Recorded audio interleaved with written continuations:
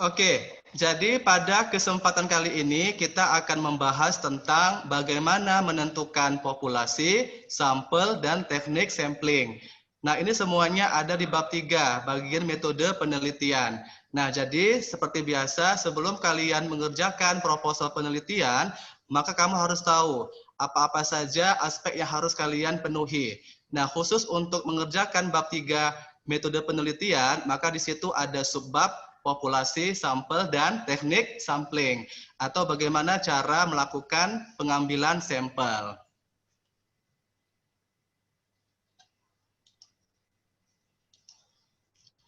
Oke, minggu lalu kita sudah belajar bagaimana menentukan desain penelitian. Nah, jadi untuk pertemuan kita pada pagi hari ini, kita akan fokus kepada bagaimana menentukan populasi, sampel, dan teknik sampling. Oke, terlebih dahulu kamu harus tahu apa sebenarnya pengertian atau definisi dari populasi penelitian. Nah, di sini ada beberapa pendapat dari berbagai macam ahli ya. Yang pertama, menurut Sugiono tahun 2001, populasi adalah wilayah generalisasi yang terdiri atas objek atau subjek yang mempunyai kuantitas atau jumlah dan ciri-ciri tertentu yang ditetapkan oleh peneliti untuk dipelajari dan kemudian ditarik kesimpulannya.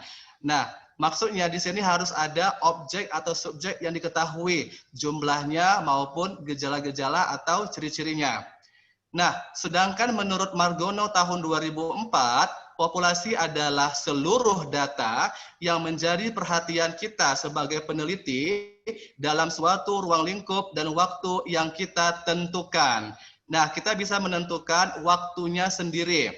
Jadi, populasi berhubungan dengan data, bukan hanya manusianya. Nah, kalau setiap manusia memberikan suatu data, maka banyaknya atau ukuran populasi akan sama dengan banyaknya manusia. Misalnya kamu meneliti 100 orang, maka akan ada 100 data penelitian dari setiap manusia itu sendiri. Oke. Nah, menurut Arikunto tahun 2002, populasi adalah keseluruhan dari subjek penelitian. Misalnya, ada 300 siswa SMA unggulan CT Foundation, maka populasinya adalah 300 orang siswa. Oke? Nah, selanjutnya menurut Kerlinger dalam Furkan tahun 2004, populasi merupakan semua anggota kelompok orang, kejadian, atau objek yang telah dirumuskan secara jelas. Nah, di sini bukan hanya orang saja yang sebagai objek, tapi juga ada kejadian, ada peristiwa-peristiwa tertentu yang sudah kita rumuskan secara jelas. Nah, selanjutnya menurut Nazir tahun 2005, ia menyatakan bahwa populasi adalah kumpulan dari individu dengan kualitas serta ciri-ciri yang telah ditetapkan. Nah, jadi ini merupakan pengertian atau definisi dari populasi penelitian menurut beberapa ahli atau pakar. Nah, selanjutnya kita masuk ke jenis-jenis populasi. Di sini ada beberapa pendapat ya. Yang pertama, menurut Margono tahun 2004, ada dua macam populasi berdasarkan batasan atau limitnya. Yang pertama adalah populasi terbatas atau populasi terhingga atau populasi finite. Apa itu populasi terbatas? Yaitu populasi yang memiliki batas kuantitatif secara jelas karena memiliki karakteristik atau ciri-ciri yang terbatas. Berarti dia hanya ada batas-batas atau kita bisa mengetahui jumlahnya secara terbatas. Misalnya 10.000 orang guru SMA pada awal tahun 2000 dengan ciri-ciri masa kerja 2 tahun, lulusan program S1 dan sebagainya. Nah, di situ kita hanya membatasi 10.000 orang guru SMA saja pada awal tahun 2000 dengan masa kerja 2 tahun, kemudian dia hanya lulusan S1. Di luar itu bukan termasuk populasi. Oke? Atau contohnya, jumlah siswa SMA di Sumatera Utara pada tahun 2020 sebanyak 200.000 orang. Terdiri dari 90.000 siswa laki-laki dan 100.000 siswa perempuan.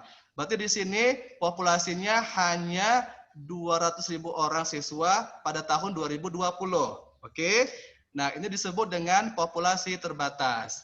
Sedangkan populasi tidak terbatas atau tidak terhingga atau infinite, yaitu populasi yang tidak dapat ditemukan batas-batasnya, sehingga tidak dapat dinyatakan dalam bentuk jumlah secara kuantitatif.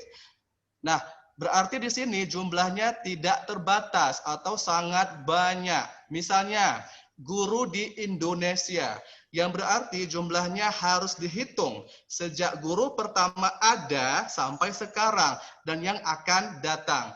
Nah, berarti di sini sangat banyak guru-gurunya kan? Nah, atau misalnya jumlah pengangguran di Indonesia.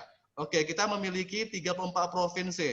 Nah, kalau kita ingin meneliti tentang jumlah pengangguran di Indonesia, maka di situ kita harus menghitung berapa banyak jumlah orang-orang yang tidak bekerja dari semua provinsi tersebut.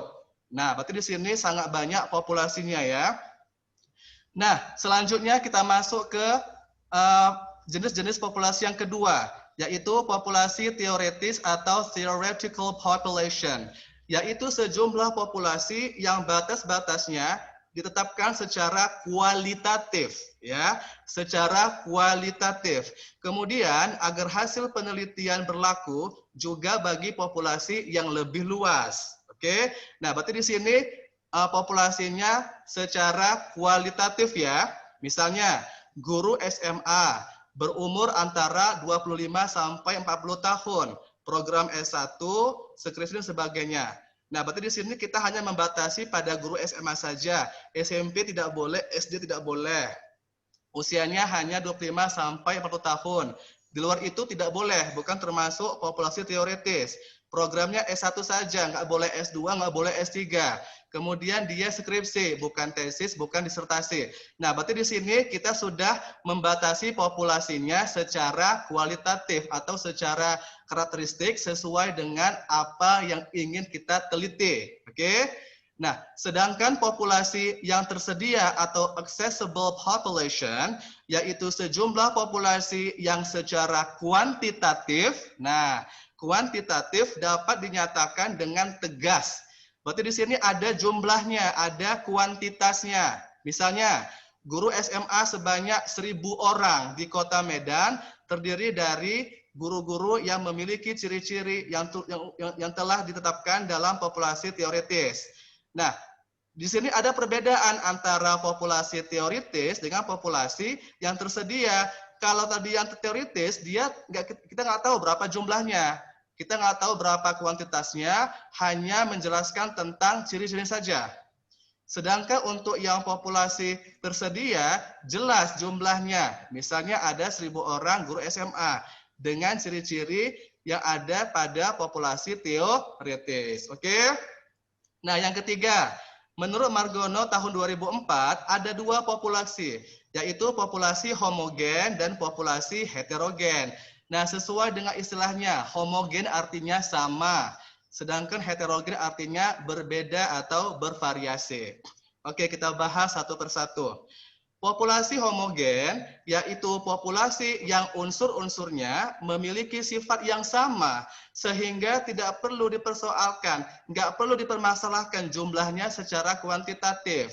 Ya, di situ dia memiliki sifat atau ciri-ciri yang sama. Misalnya, seorang dokter ingin melihat golongan darah seseorang, apakah dia golongan darah A, B, AB atau 0.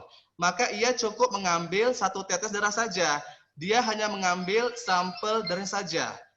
Dan dia tidak perlu mengambil satu botol darah. Kenapa? Karena sama-sama darah kan. Mau satu tetes, mau satu botol, mau satu ampul, ya sama-sama darah. Nah, berarti di sini contohnya adalah unsur-unsur alami, darah ya kan? Atau misalnya air. Air itu mau satu tetes, mau satu galon, ya sama-sama air kan? Nah, berarti di sini namanya populasi homogen, sifatnya sama atau unsur-unsurnya sama.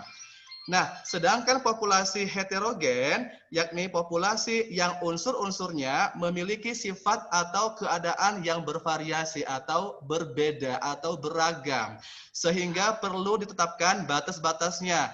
baik secara kualitatif maupun secara kuantitatif.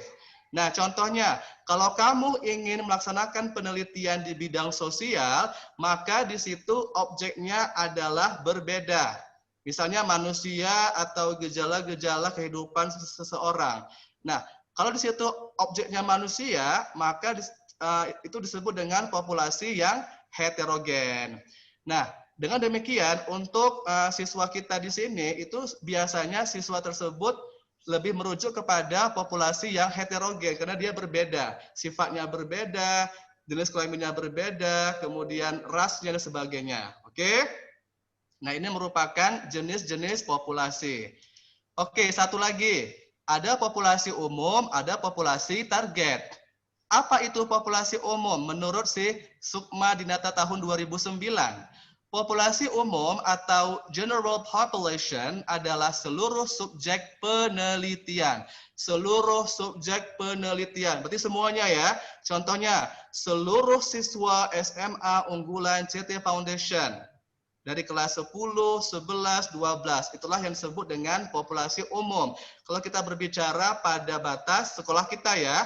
Nah, berbeda dengan populasi target. Kalau dia populasi target atau target population, yaitu populasi yang menjadi sasaran keberlakuan dari kesimpulan penelitian.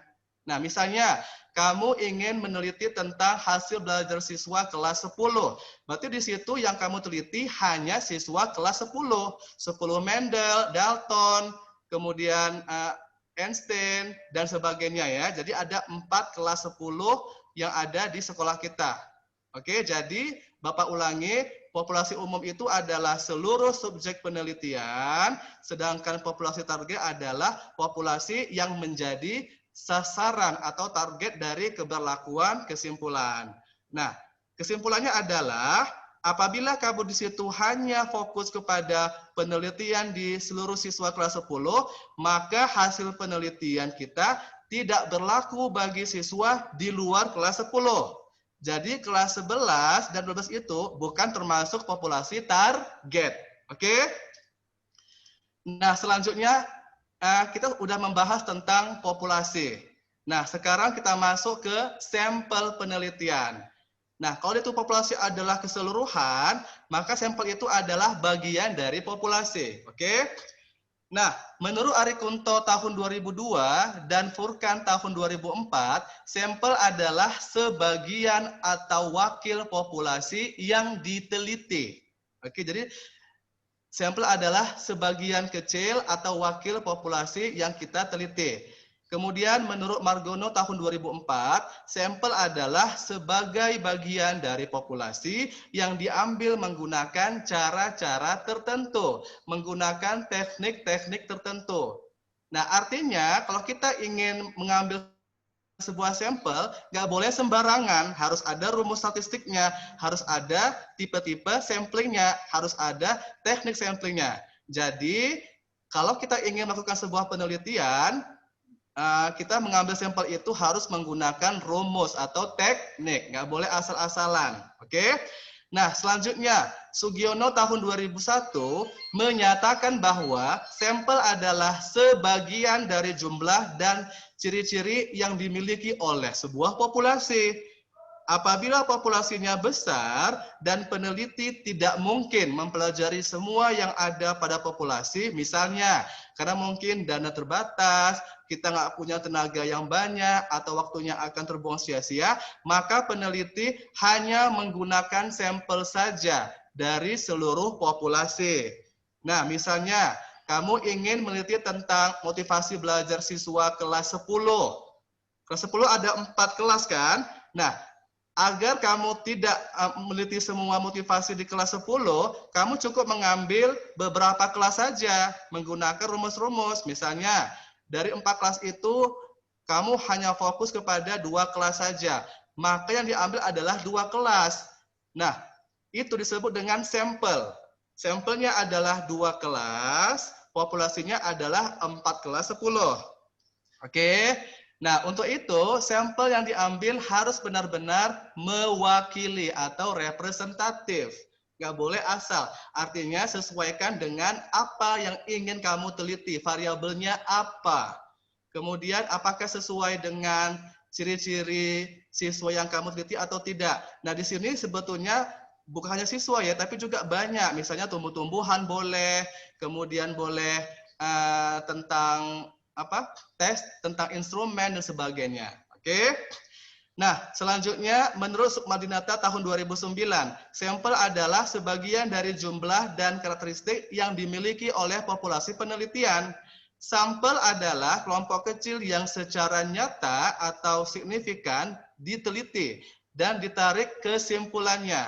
Artinya, penelitian dengan menggunakan sampel lebih menguntungkan apabila dengan populasi. Jelas, kenapa menguntungkan? Kita tidak perlu menghabiskan waktu banyak, tidak perlu menghabiskan dana serta tenaga. Apalagi kalian sekarang dituntut harus menguasai semua materi pelajaran kan? Kelas 10, 11, 12. Maksudnya selain kamu di situ mengerjakan riset, kamu juga harus fokus untuk mengejar nilai akademik. Otomatis kamu di situ harus berpikir bagaimana semuanya bisa kamu maintain, kamu capai. Tidak hanya riset tapi juga semua pelajaran. Makanya untuk riset ini kamu carilah alternatif yang sederhana saja. Artinya kamu nggak capek-capek, kamu nggak perlu mengeluarkan biaya yang besar, waktu kamu juga nggak terlalu banyak dan sebagainya. Oke? Nah, artinya dalam menentukan sampel, langkah awal yang harus kalian tempuh adalah membatasi jenis populasi atau menentukan populasi target. Oke ya? Nah, itulah sampel penelitian. Nah, kira-kira apa alasan atau pertimbangan kita menggunakan sampel? Oke, menurut Margono tahun 2004, sebetulnya di situ ada 9 alasan atau pertimbangan kenapa seseorang atau peneliti menggunakan sampel, bukan populasi. Yang pertama adalah ukuran populasi. Dalam hal populasi tak terbatas atau tak terhingga, yang sudah kita bahas pada slide sebelumnya, itu merupakan parameter atau alat ukur yang jumlahnya tidak diketahui dengan pasti. Pada dasarnya bersifat konseptual. Nah, karena itu sama sekali tidak mungkin mengumpulkan data dari populasi seperti itu. Demikian juga dalam populasi terbatas yang jumlahnya sangat besar. Tidak praktis untuk mengumpulkan data dari populasi semuanya. Misalnya, apakah kamu sanggup untuk meneliti 500 orang siswa atau 1000 orang guru? Nggak mungkin kan? Nah, makanya kita hanya mengambil sampelnya saja, tidak populasi secara keseluruhan. Oke, yang kedua, derajat kesamaan atau homogenitas. Semakin seragam populasi, maka semakin kecil sampel yang dapat diambil. Apabila populasi itu seragam sempurna, maka satu satuan unsur saja dari seluruh populasi sudah cukup mewakili untuk diteliti.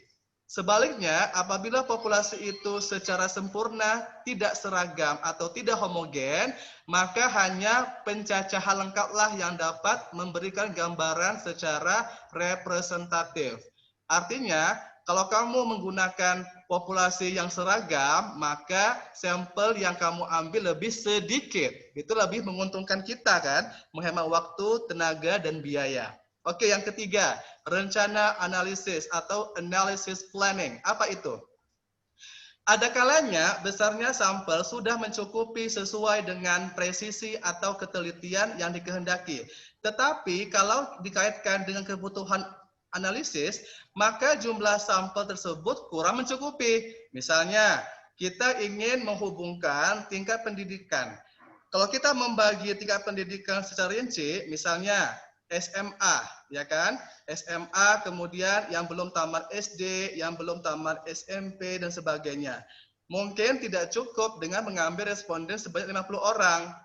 Nah, berbeda apabila kamu fokus untuk satu tingkat. Misalnya, kamu fokus dengan penelitian SMA saja. Berarti kamu di situ hanya mengerjakan penelitian di kelas di tingkat SMA. SD sama SMP itu nggak perlu kalian teliti. Oke, jadi fokus kepada tingkat pendidikan yang akan kita teliti. Oke. Nah, yang keempat jelas ya, masalah biaya, waktu dan tenaga ini lebih menghemat. Masalah biaya. Besar kecilnya biaya tergantung juga dari banyak sedikitnya objek yang kalian selidiki, yang kalian teliti. Semakin besar jumlah objek, semakin besar jumlah sampel, maka semakin besar biaya yang diperlukan. Jelas ya? Jadi kalau kamu ingin melakukan sebuah penelitian dengan jumlah sampel yang banyak atau dengan jumlah riset yang luas, otomatis kamu harus mengeluarkan biaya yang besar. Nah, oleh sebab itu, sampling adalah satu cara untuk mengurangi biaya. Yang kelima, masalah waktu atau timing, jelas ya. Nah, kamu di sini sibuk dengan tugas-tugas sekolah. Kalau kamu melakukan penelitian populasi, maka waktu kamu akan terbuang. Kamu bisa bisa bertahun-tahun mengerjakan riset, nggak selesai-selesai gitu ya, nggak kelar-kelar. Nah, artinya, penelitian sampel selalu memerlukan waktu yang lebih sedikit daripada penelitian populasi. Sehubungan dengan hal itu, apabila waktu yang tersedia itu terbatas dan kesimpulan diinginkan dengan segera, maka penelitian sampel itu lebih baik daripada penelitian populasi. Jelas ya, waktu itu lebih hemat. You can save your time as good as possible. Selanjutnya, masalah tenaga. Oke. Penelitian sampel selalu membutuhkan tenaga yang lebih sedikit apabila dibandingkan dengan penelitian populasi. Kamu harus mengerjakan semua pekerjaan dengan cepat. Otomatis kamu hanya menggunakan penelitian sampel saja. Itu adalah solusi terbaik untuk mengerjakan riset dengan tepat waktu ya. Nah, selanjutnya percobaan yang bersifat merusak. Ini maksudnya apa ya? Nah, banyak penelitian yang tidak dapat dilakukan pada seluruh populasi karena dapat merusak atau merugikan. Misalnya, tidak mungkin mengeluarkan semua darah dari tubuh seseorang pasien yang akan dianalisis kondisi darahnya. Juga tidak mungkin mencoba seluruh neon untuk diuji kekuatannya. Nah, jadi yang Bapak bilang tadi, kalau untuk populasi terbatas kan, dia tuh hanya fokus kepada sampel darah. Jadi dokter ingin mengetahui apa sih sebetulnya golongan darah dia gitu. Dia hanya mengambil satu tetes saja, setetes. Nggak perlu mengambil satu botol darah ya. Nah itu artinya percobaan yang bersifat merusak. Selanjutnya masalah ketelitian atau presisi. Ini maksudnya apa? Nah, masalah ketelitian adalah salah satu segi yang diperlukan agar kesimpulan cukup dapat dipertanggungjawabkan. Nah, ketelitian dalam hal ini meliputi pengumpulan, pencatatan, dan analisis data. Nah, selanjutnya masalah ekonomis jelas. Kalau kamu bisa menghemat biaya, waktu, dan tenaga, maka di situ kamu sudah melakukan kondisi ekonomis ya, tidak merugikan diri sendiri. Oke? Nah, itu adalah alasan atau pertimbangan atau consideration kenapa kita melakukan penelitian sampel dibandingkan dengan penelitian populasi. Oke, selanjutnya kita masuk ke pengertian teknik sampling ya, atau bagaimana cara melakukan teknik pengumpulan sampel atau pengambilan sampel. Nah, menurut Sugiono tahun 2001, teknik sampling adalah teknik pengambilan sampel. Oke, selanjutnya Margono tahun 2004. Teknik sampling adalah cara untuk menentukan sampel yang jumlahnya sesuai dengan ukuran sampel yang akan dijadikan sebagai sumber data sebenarnya dengan memperhatikan sifat-sifat dan penyebaran populasi agar diperoleh sampel yang mewakili atau representatif. Oke. Nah, itu pengertian dari teknik sampling. Nah, ada beberapa jenis teknik sampling ya, atau teknik pengambilan sampel yang kita bedakan menjadi dua kelompok besar.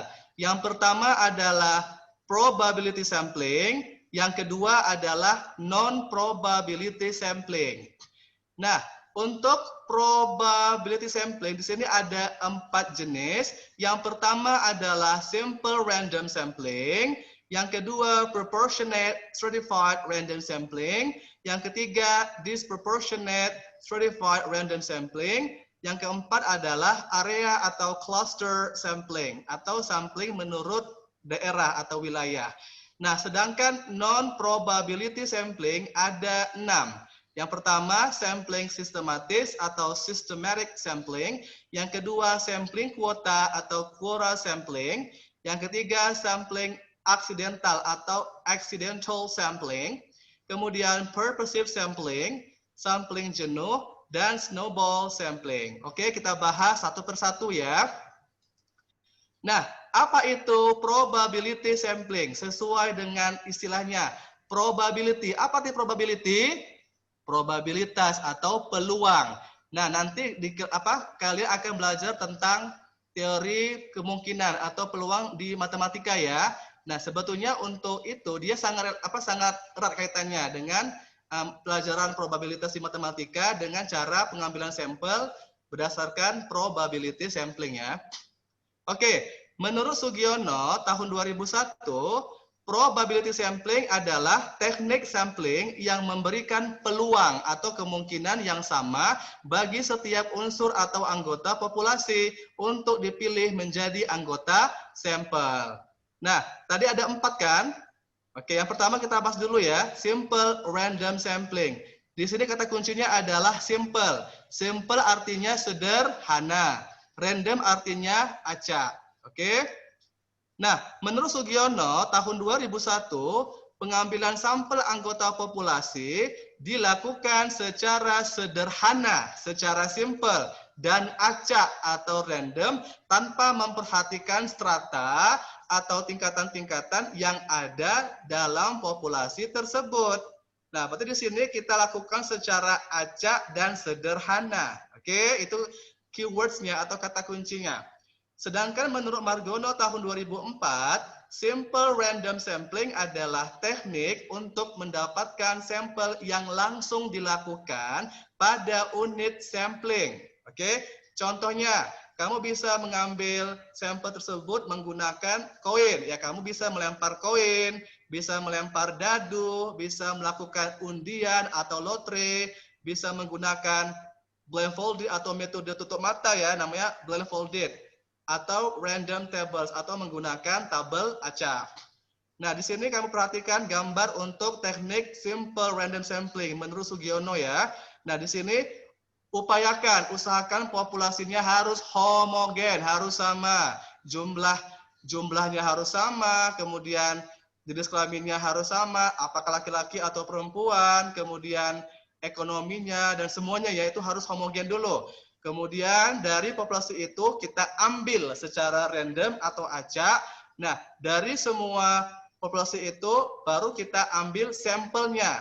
Sampel yang betul-betul mewakili. Misalnya populasi homogen ada 4 kelas 10. Dari 4 itu kamu ambil 2 kelas teracak. Misalnya kelas Einstein sama kelas Mendel ya. Nah, berarti kamu hanya fokus kepada 2 kelas saja. Yang 2 lagi tidak diikutsertakan. Oke, itu bisa kamu gunakan koin, dadu, dan sebagainya. Oke. Nah, selanjutnya proportionate stratified random sampling. Sesuai dengan istilahnya. Proporsional. Berarti dia harus proporsional, harus bertingkat, dan dilakukan secara acak atau random. Oke, kita bahas. Menurut Margono tahun 2004, stratified random sampling biasa digunakan pada populasi yang mempunyai susunan bertingkat atau berlapis-lapis atau memiliki strata. Oke, menurut Sugiono tahun 2001, teknik ini digunakan apabila populasi mempunyai anggota atau unsur yang tidak homogen. Nah, dan bertingkat secara proporsional. Nah, artinya di situ semua anggota atau unsur-unsur yang kamu pilih itu bersifat heterogen atau tidak homogen dan dia ada tingkatan-tingkatannya secara proporsional. Jumlahnya ada porsi-porsinya ya, tidak jomplang. Contohnya nih, suatu perusahaan atau PT mempunyai pegawai dari berbagai background pendidikan. Maka populasi pegawai tersebut berstrata atau memiliki tingkatan-tingkatan. Misalnya, jumlah pegawai atau guru yang lulus S2 ada 45 orang, S1 30 orang, D3 100 orang, SMA 200, SMP 300 dan sebagainya. Nah, berarti di situ dia proporsional tuh antara tingkatan S2, S1, D3, SMA sampai SMP.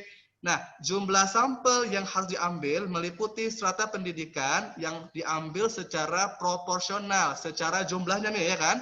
Nah, di sini kan jumlahnya tidak terlalu jauh antara S2 45 sama S1 30. Oke, ini namanya proportionate stratified random sampling. Proporsional, bertingkat, dan secara acak. Beda dengan disproportionate stratified random sampling. Nah, walaupun di sini jumlah sampelnya secara bertingkat atau berlapis-lapis, kemudian dilakukan secara acak atau random, namun di situ tidak proporsional jumlahnya, ya kan? Nah, menurut Sugiono tahun 2001, teknik ini digunakan untuk menentukan jumlah sampel apabila populasinya berstrata atau bertingkat, tetapi kurang proporsional, jumlahnya jomplang atau sangat jauh. Misalnya nih ya, pegawai dari perusahaan tertentu mempunyai S2 4 orang, S1 10 orang, SMA 200 orang, SMP 400. Maka 4 orang lulusan S2 dan 10 orang S1 itu diambil semuanya sebagai sampel. Nah, karena dua kelompok itu kecil sekali apabila dibandingkan dengan kelompok SMA dan SMP. Ya kan, di sini hanya 4 orang S2, 10 orang S1.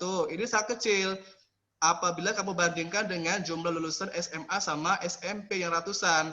Nah, berarti di sini yang dua kelompok ini itu hanya diambil sebagai sampel saja karena dia tidak sama dengan yang SMA sama SMP. Oke, tidak proporsional.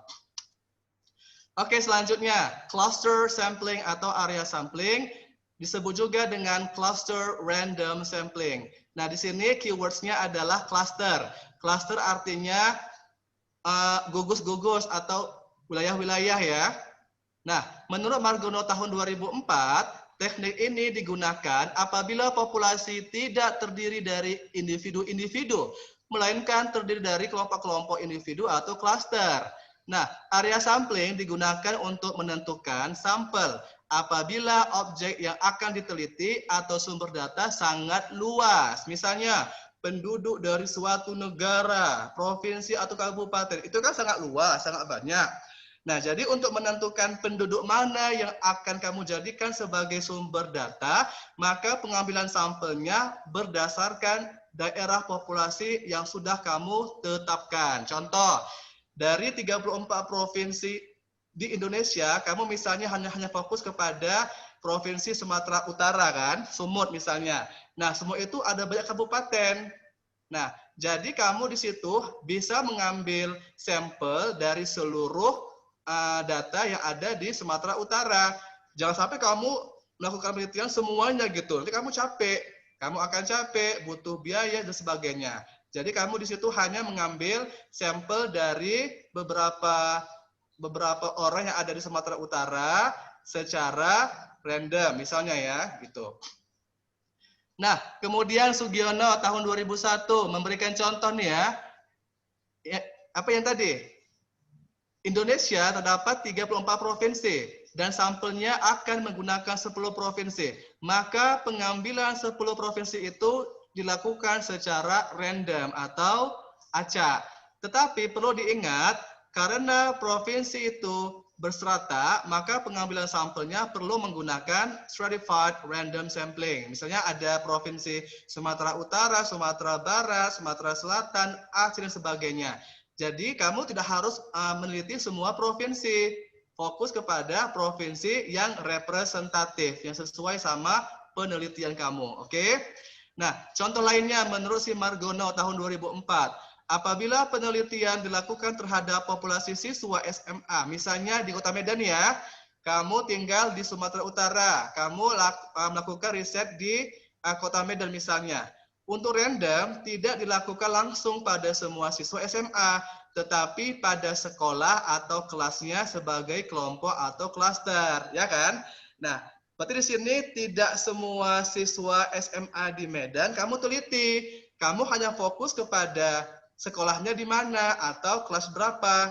Nah, berarti kamu jangan capek-capek tuh karena kamu anak CTF, maka kamu di situ hanya fokus untuk meneliti siswa CTF saja. Kelas berapa? Jangan semuanya. Kalau mau kelas 10, kelas 10, ya kan? Kelas 10, kemudian kelas 11 atau kelas 12. Jadi fokus kepada sekolah atau kelas apa yang ingin kamu teliti. Nah, ini merupakan contoh gambarnya ya.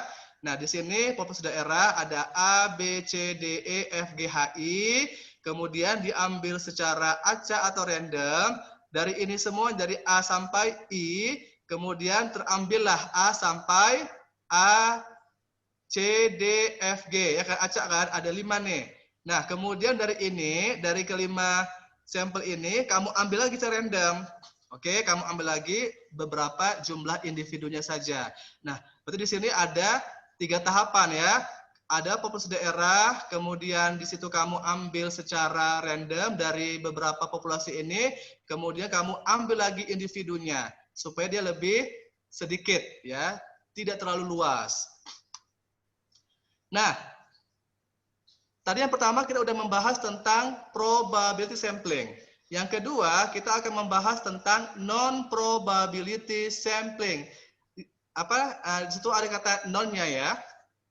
Oke, berdasarkan Sugiono tahun 2001, non-probability sampling adalah teknik yang tidak memberikan peluang atau kesempatan yang sama bagi setiap unsur atau anggota populasi untuk dipilih menjadi sampel. Oke, nah tadi ada 6 tipe ya, kita bahas satu persatu. Yang pertama, sampling sistematis. Menurut Sugiono tahun 2001, sampling sistematis adalah teknik penentuan sampel berdasarkan urutan dari anggota populasi yang telah diberi nomor urut. Misalnya, anggota populasi yang terdiri atas 100 orang. Dari semua anggota itu diberi nomor urut yaitu nomor 1 sampai nomor 100. Ya kan? Ada 100 orang misalnya kan. Nah, pengambilan sampel dapat dilakukan dengan nomor ganjil saja atau genap saja atau kelipatan dari bilangan tertentu. Misalnya kamu mengambil kelipatan dari bilangan 5. Untuk itu, maka yang diambil sebagai sampel adalah 5, 10, 15, 20, 25, 30, dan seterusnya sampai 100. Oke, jadi jangan semua kamu ambil. Bukan seseorang, tapi ya kamu sesuaikan. Misalnya kamu pengennya berkelipatan atau cuman ganjil aja atau genap aja dan sebagainya. Tergantung kita. Terserah kamu mau menggunakan teknik seperti apa ya. Nah, yang kedua sampling kuota ya, atau itu dijatah sesuai dengan istilahnya kuota atau jatah ya. Menurut Sugiono tahun 2001, sampling kuota adalah teknik untuk menentukan sampel dari populasi yang mempunyai ciri-ciri tertentu sampai jumlah atau kuota yang diinginkan. Oke, selanjutnya menurut Margono tahun 2004, teknik ini jumlah populasi tidak diperhitungkan, akan tetapi dikelompokkan ke dalam beberapa kelompok atau beberapa grup. Sampel diambil dengan memberikan jatah atau kuota tertentu terhadap kelompok tersebut. Pengumpulan data dilakukan langsung pada unit sampling. Nah, apabila jatah telah terpenuhi, maka pengumpulan data dihentikan.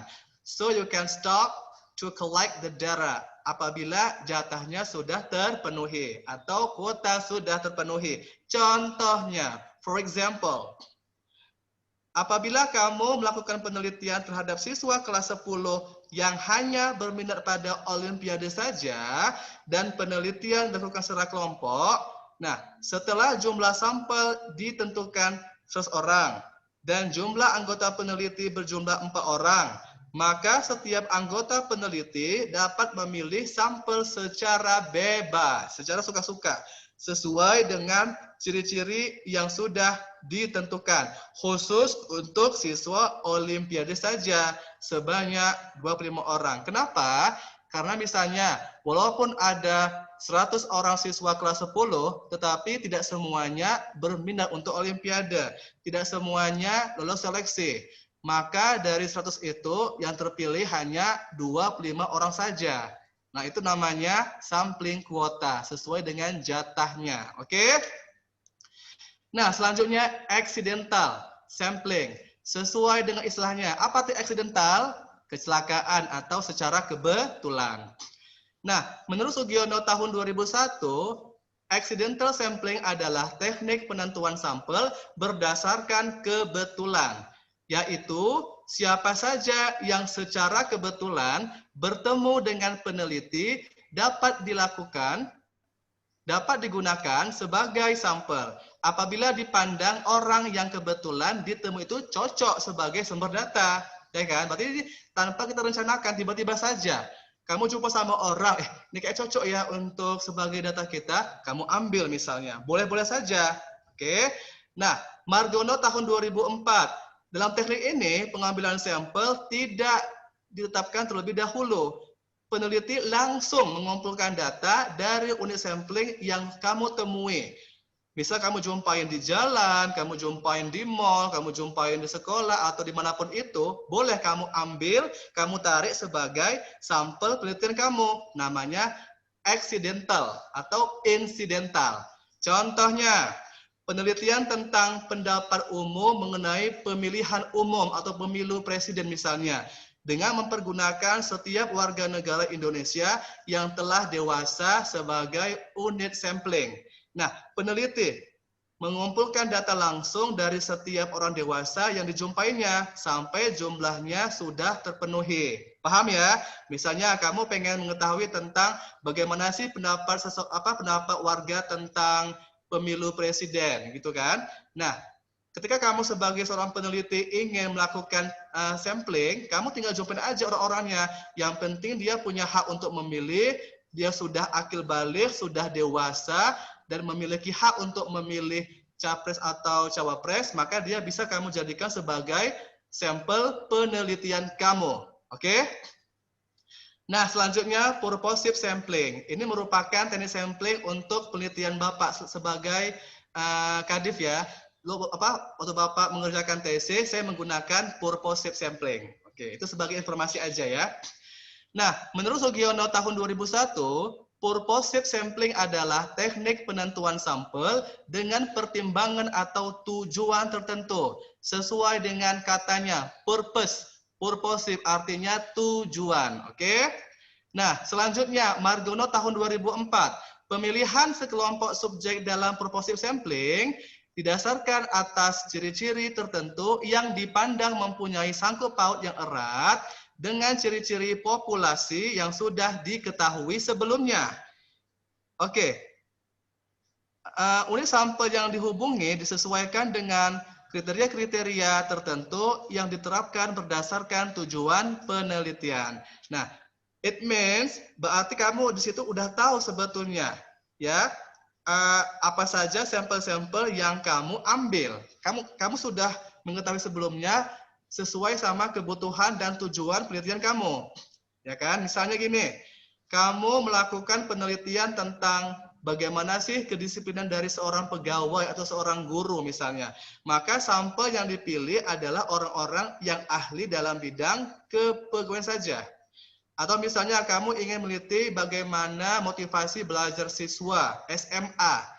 Otomatis kamu hanya fokus kepada siswa SMA saja. Siswa SD, SMP nggak boleh kamu masukkan ke dalam sampel penelitian. Jadi sesuai sama kebutuhan kita sebagai seorang peneliti. Yang penting sesuai sama koridor atau kaidah-kaidah dalam penentuan teknik sampling. Oke? Nah, selanjutnya ini terakhir ya, sampling jenuh. Menurut Sugiono tahun 2001, halaman 61, sampling jenuh adalah teknik penentuan sampel apabila semua anggota populasi digunakan sebagai sampel. Ingat, apabila semua anggota populasi digunakan sebagai sampel. Hal ini dilakukan apabila jumlah populasi relatif kecil, misalnya kurang dari 30 orang. Nah, istilah lain sampai jenuh adalah sensus, di mana semua anggota populasi dijadikan sebagai sampel. Kalau cuma 30 orang, berarti itulah semuanya. Tanpa kamu acak, tanpa kamu pilih-pilih, cuma 30 orang. Tidak terlalu banyak. Oke, namanya sampling jenuh. Oke, satu lagi, snowball sampling atau pengambilan sampel bola salju. Apa maksudnya? Menurut Sugiono tahun 2001, halaman 61, snowball sampling adalah teknik penentuan sampel yang mula-mula jumlahnya kecil. Kemudian sampel ini diminta untuk memilih teman-temannya untuk dijadikan sebagai sampel. Begitu seterusnya, sehingga jumlah sampel semakin banyak. Nah, ibaratnya bagaikan bola salju yang menggelinding. Makin lama maka semakin besar. Misalnya ada 10 orang. 10 orang itu nambah dari 15, nambah 20, 25, 30, dan seterusnya sampai dia banyak. Nah, itu namanya teknik snowball sampling. Nah, apabila kalian melakukan penelitian kualitatif misalnya, maka teknik sampel yang cocok adalah purposive sama snowball sampling. Oke, sebagai ilustrasi atau sebagai gambaran, ini dia. Nah, yang pertama A nih ya, pengambilan sampel pertama nih. Kemudian dipilih. Dari A ini kamu pilih jadi B. Kemudian C. B ini jadi D, E, F. Kemudian jadi J, K, L, dan seterusnya. Kemudian dari C, dia menjadi G, H, I, menjadi M, N, O, dan seterusnya. Oke, berarti di sini dia penentuan sampel yang mula-mula kecil, kemudian makin lama makin besar. Oke. Nah, yang terakhir, jenis-jenis teknik sampling kita lakukan menentukan kerangka sampling. Bagaimana menentukannya?